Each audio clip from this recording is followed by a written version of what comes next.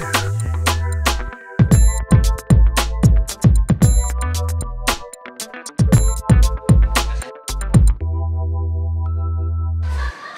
reformasi birokrasi ini kita mengundang Bu Siti untuk memberikan pendapatnya tentang bagaimana perjalanan reformasi birokrasi di Indonesia sejauh ini, karena reformasi birokrasi ini menjadi bagian dari agenda reformasi sejak 98 dan sudah 16 tahun berlangsung.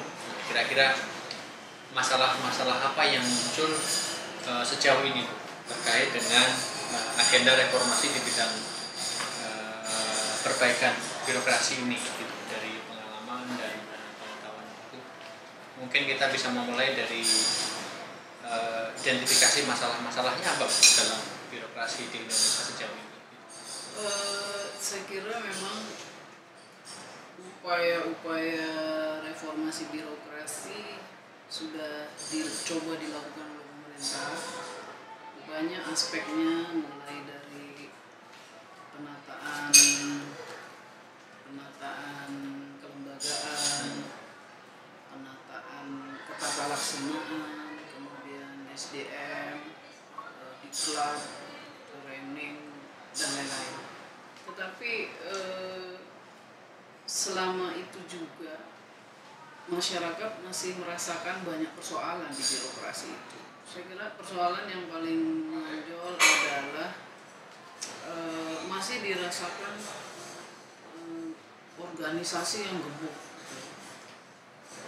organisasi pemerintahan yang besar, tetapi lambat di dalam melayani dan dinilai tidak cepat mengambil keputusan. Berarti di situ ada sistem ketatalaksanaan yang dianggap bermasalah. Itu yang pertama. Yang kedua, masalah di dalam rekrutmen SDM. Jadi pertama SDM itu masalahnya tuh di dalam rekrutmennya.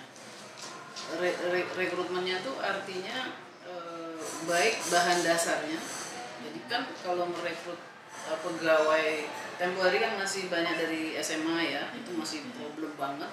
Tetapi setelah 5 tahun, 10 tahun belakangan lebih banyak dari sarjana sebetulnya yang direkrut ya, sudah lebih baik. Tetapi di dalam rekrutmen ini yang masih kedengeran kan masih ada bayar membayar kan begitu, masih ada rekrutmen, ada indikasi korupsi pembayaran dan lain-lain lah, sehingga KPK pun turun tangan di dalam rekrutmen itu. Jadi dalam hal ini transparansi kaitannya.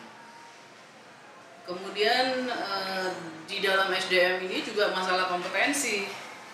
Jadi diindikasikan bahwa penempatan pada posisi belum cocok dengan kompetensinya, gitu lah kira-kira. Jadi masih malahan sudah ada angka-angkanya bahwa terlalu banyak pegawai administratif misalnya daripada pegawai yang dibutuhkan kompetensi pelayanannya tertentu misalnya, sehingga mengaturnya sulit, kira-kira begitu. Dan sampai dengan posisi terakhir Wakil Menteri PAN dan Reformasi Birokrasi menawarkan bahwa ini banyak betul ini yang sisa-sisa yang tidak kompeten.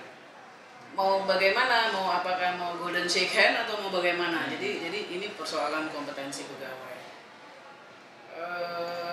Itu kelihatannya yang paling menonjol di masalah-masalah itu. Tetapi sebetulnya sejak 98 sampai dengan 2004 dan berikutnya itu sebetulnya, tetapi yang paling menonjol di 98, 99 di pemilu itu soal netralitas PNS di pemilu. Saya kira itu sudah coba diatasi di 99 dan 2004, tetapi menjadi trouble lagi, menjadi masalah lagi ketika pilkada.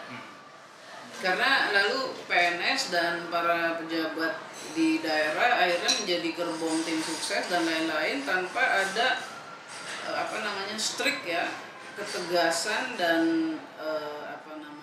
ketajaman di dalam mengatakan ini tidak boleh, itu tidak boleh gitu ya. Padahal undang-undangnya jelas bahwa PNS tidak boleh terlibat kepala dinas, apalagi lalu menjadi tim sukses.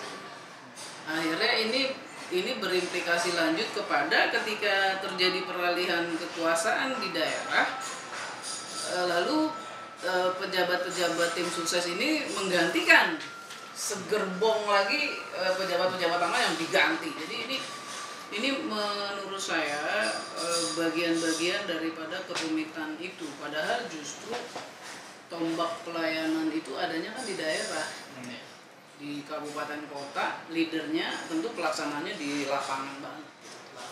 Jadi itu sebetulnya masalah-masalah pokoknya yang sekarang kita harus lihat. Sehingga apa yang terjadi?